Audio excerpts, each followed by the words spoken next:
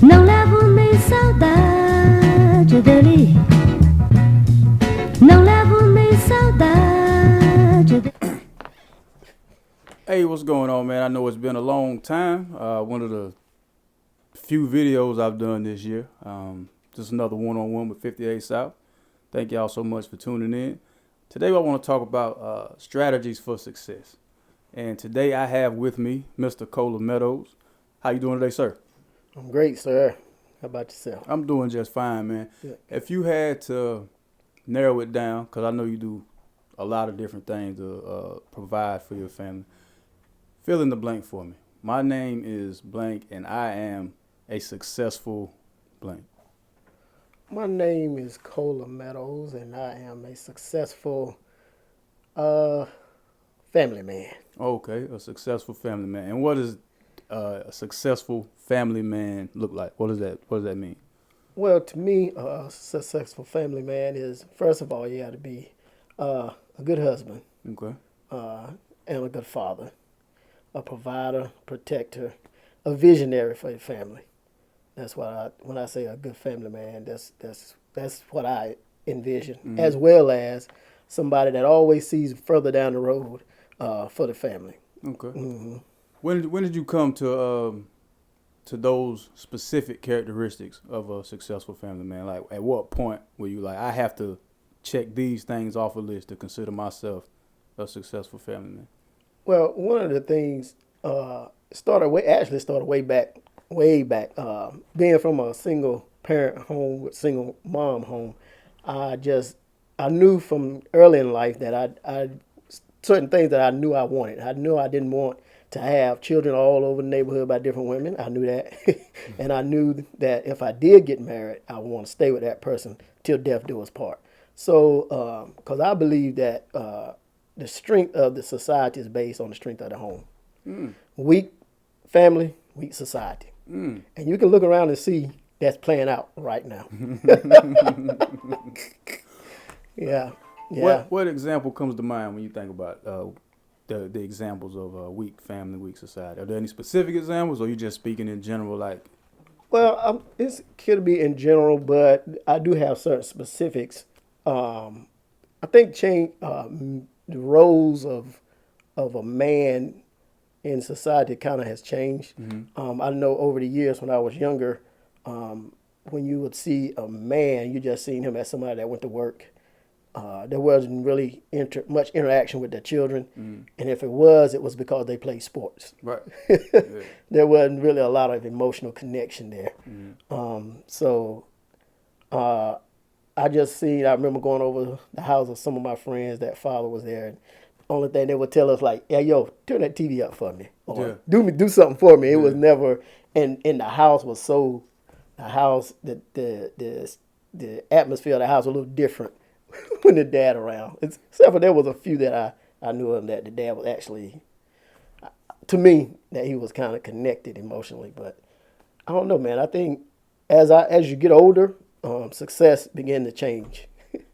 Success for everybody. To me, success has changed. What I thought was success in my 20s is nothing like what I think it is now. Okay, so expand on that a little bit. What did you see success being in your 20s? Well, in my 20s, success was getting a car, being able to get a nice car, a nice house, work, have a good job, things like that, which that still is there, but that's the focus. That's not the main focus anymore.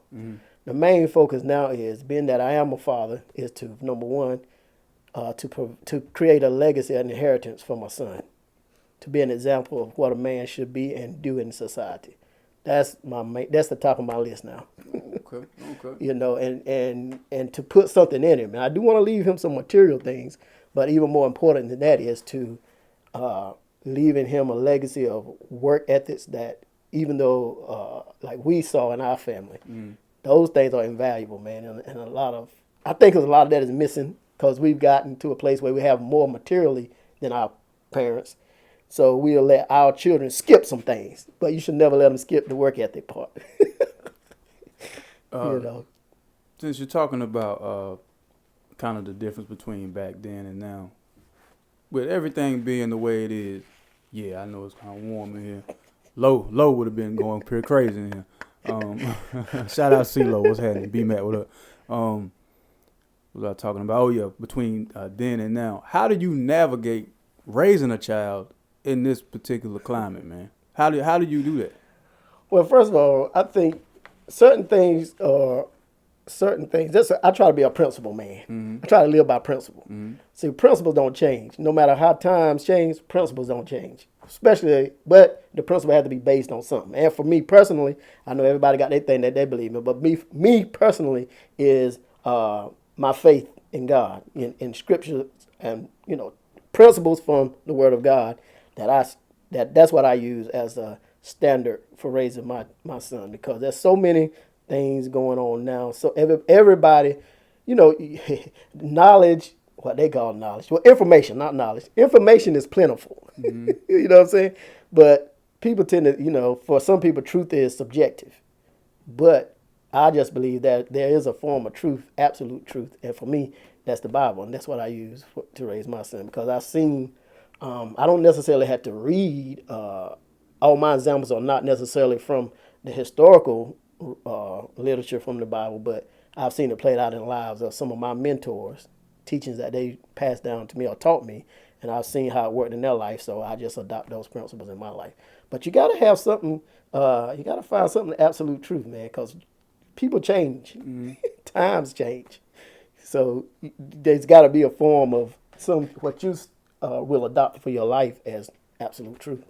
And the principles that you adopted, did they just come from your faith in your religion, or were these some things that you also garnered while you were younger in the household? Oh, definitely. Most of them, some of them are new, but most of them, the foundational ones are not new.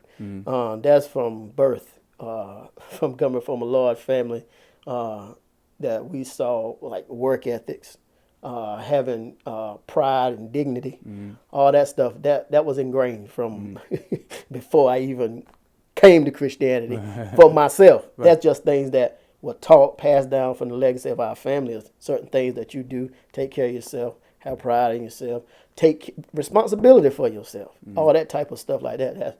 That was just something that a heritage that I feel like our grandfather, Papa, has left and passed down through generations. Yeah. And you know what, man? As I got older, especially now as I'm getting older, is I see one of the greatest things. Now, in your younger days, you really don't pay attention, but now I'm grateful for my family that I came from, because I see now a lot of people that are into my age, they don't have a clue. And they didn't have a great support system. And I can't imagine being able to navigate life without a support system that I had coming up.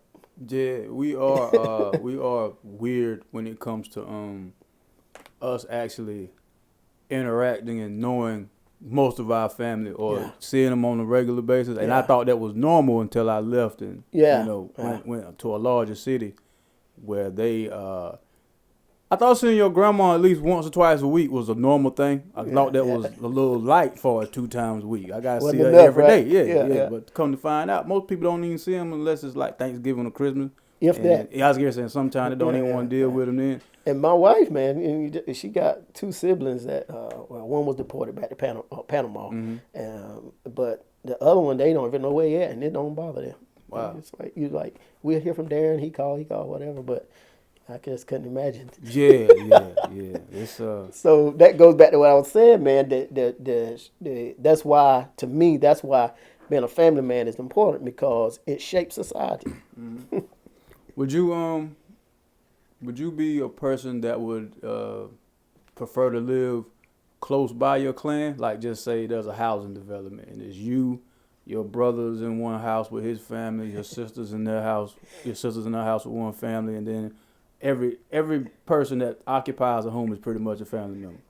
Well, it's funny that you say that, because one of my personal goals or things that I would like to see in life, I've always said this.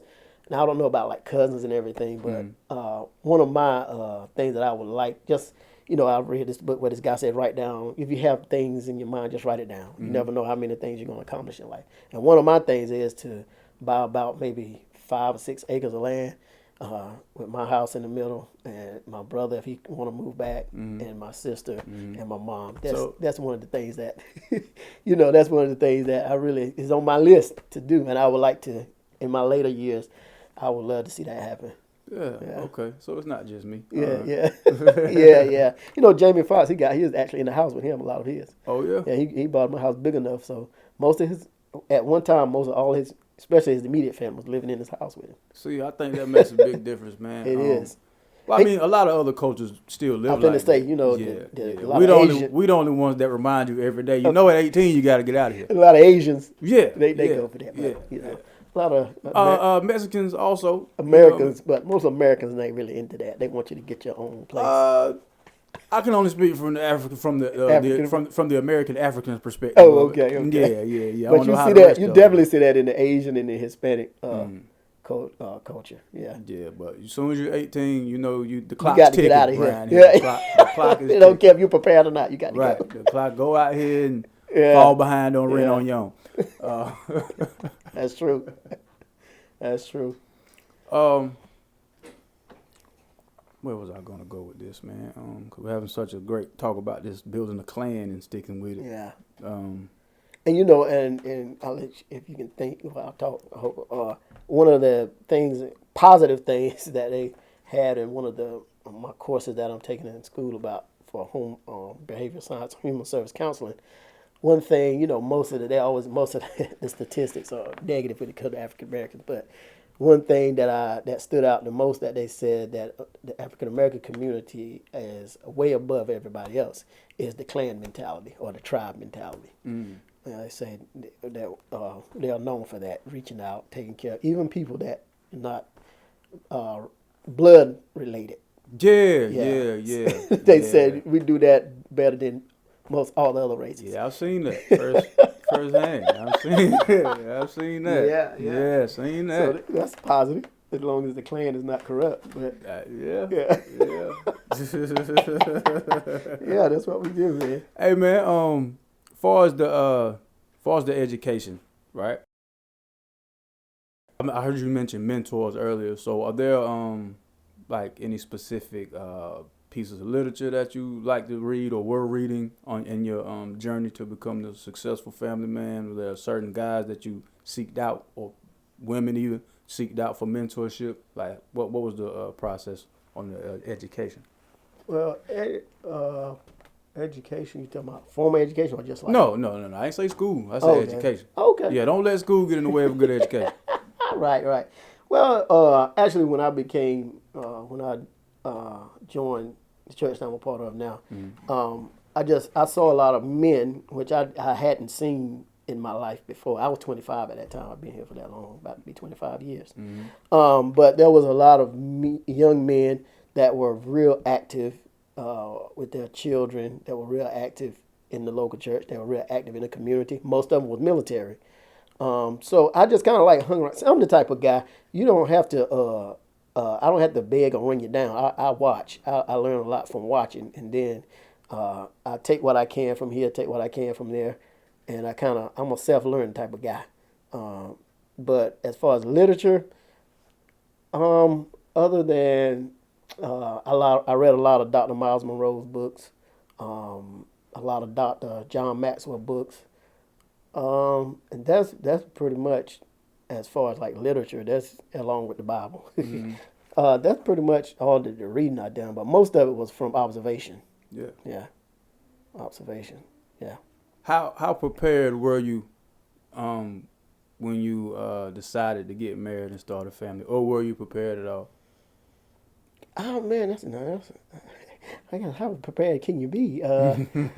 Because some things you just had is on the job training. Now I didn't go in there blind because we had premarital counseling, but looking back, I mean, I was a entrepreneur. Well, not entrepreneur. I was a businessman because entrepreneur make money when they're not there. Right. So I found out years ago, I'm just a businessman. I'm not quite an entrepreneur because entrepreneur makes money in the bed. So I ain't made it at that level yet. But anyway, I was already, I was self-employed. I didn't have my own home yet, but I was self-employed and I was doing pretty good that way. And I felt like, I mean, they only, I'm a guy like, I'm not once I find something, I just stick with it. I'm not a fickle type of person. Mm. So, I found this young lady that I felt would be a good wife, a good mother. And we dated for like a year and a half. And we went through the counseling process and we got married. So, and other things, I don't know when you say prepared, that's when you get married, you realize you're not that prepared as you thought you were. Because you're living with somebody that you never lived with before. They got their things, you got your things, So I think the prepared part comes with making sure that you're gonna be committed. That's the thing. You know what I'm saying? Uh, and that comes with maturity, man. When you're mature, I think a lot of people bail out on marriages that could work, but they're just not willing to be mature enough to come to a good. I don't like to use the word compromise because compromise means you're giving up something, which they're just not willing to sit down and be adults about it and work. Put it like that. Did you have any specific character, not really characteristics, but like specific qualifications for the woman you were looking for to be your wife slash mother of your child? Well, characteristics. Well, there were some physical attributes that I like. Of course, you got to be attracted to it. People try to act like that's not an issue, but it is an issue because if you get something you don't like, you may be looking at it for somewhere else. So you need to make sure that's in your checklist. That's important to a man, Right. man, or physical being. So that was one of the things that I liked. And then as well, it was just certain things like I don't like a over aggressive woman. I just don't. They call it independent. I think something to me over aggressive. I don't like. I don't like loud women. I don't like bossy women. But before y'all get to saying stuff in the comments, he was married to a black woman. You know what I mean? Yeah, she is. Yeah. Yeah, but I think the strength of a woman is in her ability to handle herself and at the same time maintain her femininity. So that's what I like. I was raised by very aggressive women, so I'm not intimidated by that. People love to say that, but Yeah, raised by them same women. yeah. So I'm not intimidated by the aggressive women. That's all I know. So that's not a problem for me. You know what I'm saying? So that wasn't it. It's just a woman that will let a man be a man, first of all. Yeah. How long have you been married now? In August 8th, it'll be 25 years. 25 years. Yeah. Wow. Got married when I was 25, and yeah, I'll be 50 this year. So 25 years, man. I didn't realize it'd been that long, but Congratulations, man. 25 years, Doc. What's the most rewarding part about being married, man? The most rewarding part, man, you really a marriage after you mature and get in there. It's a friend, man. It's a lifetime friendship, man. Really, that's what it is. Yeah. That's dope. If you could say one thing to her right now, what would it be? Cause I'm gonna probably put this on Facebook, YouTube. If I could say to her, to my your wife right now, yeah. If I could say one thing to her, Not one thing, but if there's some words that you make you feel a certain way that you want to tell her right now that a couple people might watch. well, I think the greatest thing for even statistics show that that married men live longer. So you might want to hurry and get your wife. Studies have shown that, but updates are done every 5 years. So I haven't read it in a while. So in all your publications, every 5, the old stuff is out every 5 years. So you might want to check on that. But a while back, they said married men live longer. I just think the one thing that I would say is, having a wife kind of brings out the best in you. Because there's a challenge, there's challenges there, and then there's bars that you want to keep measuring up to be the best that you can be. So I just would say this has been an exciting journey, and I've learned a lot. I've grown a lot, and I guess my wife is she ain't care for all that. So I don't know what I'll say to her other than he's got 25 more to go. I guess. just excited about where we're going, man, as a couple, because we're crossing over into. I feel, being that I'm gonna be 50 this year, I feel like I'm really grown now. So I believe I'm crossing over into to new areas in our life where we can, as she would call it, my wife would call it, have some village children to impart into other young people about being the best in life that they can be. So stepping into a mentor role. Right. Okay. Okay. Yeah. Dope. And people use that mentoring thing so lightly, but mentoring is actually literally pouring into people. You know what I'm saying? I don't think it can be minimized to a little group that you have once a week or something, which that's great. But I think the lasting kind is when you literally walk with somebody in their whole life and see it through to a certain point. Okay. Yeah. Okay. Huh. Well, man, I really appreciate you for taking the time out to sit down with me. Oh, no problem. Well, like I told you before, man, I was trying to go, a certain direction with what I was putting out from here on out, man, and this is gonna set it off just perfectly for me, man. So I really appreciate it. Man. Anything you want to leave with the people? Anything I want to leave? Any advice? Any advice? As far as personal development, as far as, let's just see, we'll just stick with marriage, I guess. You're speaking right now to single men. How would you advise them to go about finding their wife? Man, the dynamics is so much different these days. First of all, I have to pray for y'all, brothers. You're up against a lot. I mean, it's just times are different, but I feel like the roles for men, the list for men keeps growing while the checklist for women are diminishing. They got all these lists of what their checklist, what they want a man to do, while at the same time they making their list smaller. So for men, I just say, man, I don't know what to tell y'all, bro. I'll say, cause what is it? It's even I listen to women talk. That's the profession I'm in. And I talk to women all day long. So they're not clear to me. Even young ladies that come into the salon, I say, you're not clear to me. You keep sending mixed messages. Do you want to be an independent woman or do you want a man? You see what I'm saying? Because one cancels out the other. You can't be independent and married. And I had this discussion even with some of my Christian friends. You can't be independent, the man or the woman.